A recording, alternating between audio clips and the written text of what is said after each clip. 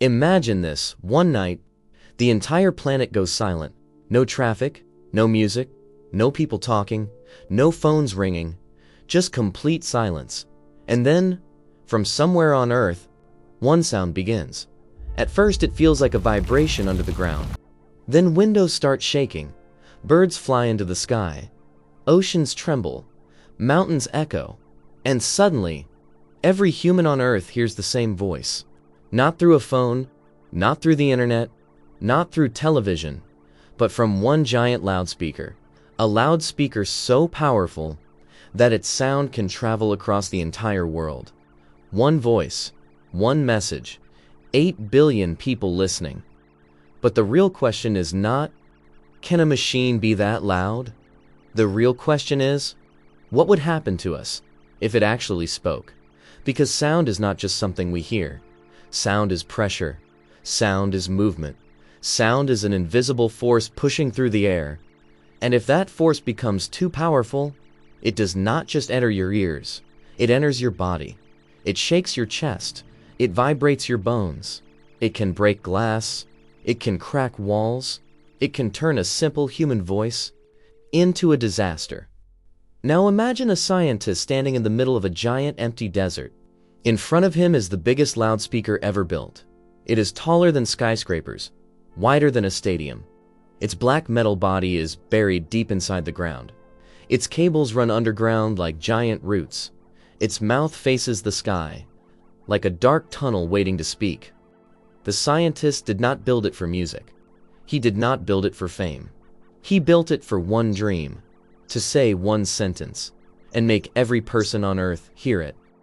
On the control screen, one red button is glowing. His hand moves toward it. Around the world, nobody knows what is coming.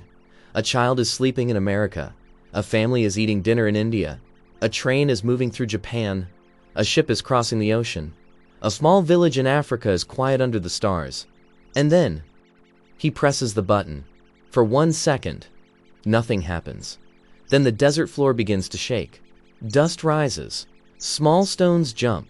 The air becomes heavy. And then, the speaker releases its first sound. A deep voice rolls across the land. It does not feel like a normal voice. It feels like the sky itself has opened. The sound wave spreads in a giant circle. It crosses the desert. It hits the nearest city. People freeze. Cars stop. Dogs bark. Windows shake. Office lights flicker. And everyone hears the same words. Can you hear me? For a moment, the world is stunned. A woman opens her apartment window. A man in an office slowly stands up. A teacher stops writing on the board. Doctors pause inside a hospital. A child looks at his mother and whispers, "Who said that?"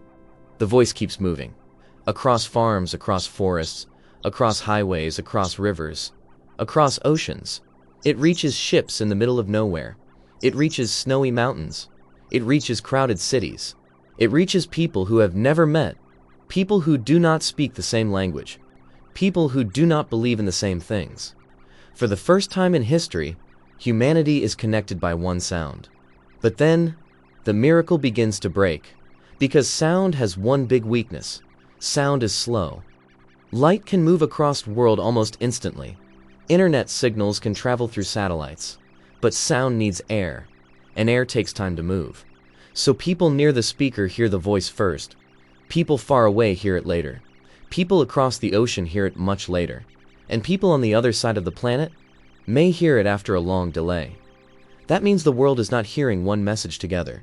The world is hearing the same message, in broken pieces. In one country, the voice is just beginning. In another country, the voice is already ending. In the mountains, the words bounce again and again. In big cities, buildings reflect the sound. In valleys, the echo twists the voice. Soon, when one clear message becomes thousands of broken echoes, the speaker says, "Do not panic." But somewhere far away, people only hear, "Panic." The speaker says, "Stay calm." But in the mountains, the echo repeats, "Calm, calm, calm," until it sounds strange and frightening. News channels go live. Phones start ringing everywhere. People look toward the sky. Governments ask, "Who is speaking?" Scientists ask, "Where is the source?" And ordinary people ask the most human question. Are we safe? Now the real danger begins, because to reach the whole planet, the speaker cannot be gentle. It has to be unbelievably loud. Louder than thunder, louder than a jet engine, louder than a rocket launch. Near the speaker, people would not just hear the sound. They would feel it attacking the air around them. Their chest would tighten. Their bones would vibrate. Glass would explode. Walls would crack. Buildings would tremble. Animals would run without knowing where to go. Birds would lose direction. Under the ocean, whales and dolphins would feel strange pressure waves. The message might be peaceful, but the force carrying it would be violent. And that is the terrifying part. A voice created to unite humanity could become the thing humanity fears the most. The scientist watches the screens. He sees cities in panic. He sees children covering their ears. He sees hospital machines shaking. He sees traffic stopped on roads. He sees people looking up, not with wonder, but with fear. And slowly, his expression changes, because he finally understands his mistake. He wanted everyone to hear him, but he never asked if everyone needed to hear him like this.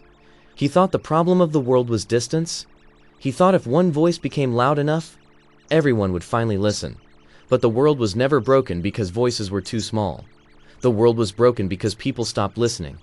Every day, the world is already full of noise.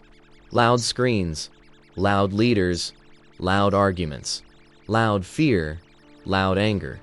Everyone is speaking. Everyone is shouting. Everyone wants attention. But still, millions of people feel unheard. And maybe that means the real problem was never volume, it was meaning. The scientist looks at the red button again. This time, his hand is calm. He takes a breath. And then, he turns the speaker off. The giant machine becomes silent. No echo, no vibration, no voice. Just silence. And for the first time that day, the silence feels peaceful. People slowly remove their hands from their ears. A mother hugs her child. A teacher calms the classroom. A doctor returns to the patient. A ship continues across the ocean. A city slowly begins to move again. And the scientist stands alone, in front of the biggest loudspeaker ever imagined. But now, it does not look powerful. It looks empty. Because he has learned something no machine could teach him. The strongest voice in the world is not the one that reaches everyone. It is the one that reaches the right person at the exact moment they need it. A whisper can save a life. A small sentence can change someone forever. One honest truth can travel from heart to heart without shaking a single building. Maybe humanity does not need one giant loudspeaker. Maybe humanity needs fewer people shouting and more people listening. Because if the whole world ever hears one message together, it should not be a warning. It should not be an order. It should not be a scream. It should be something simple, something we forgot. Listen first. Understand slowly. Speak with meaning. Because the world does not need more noise. It needs one clear voice that finally makes sense.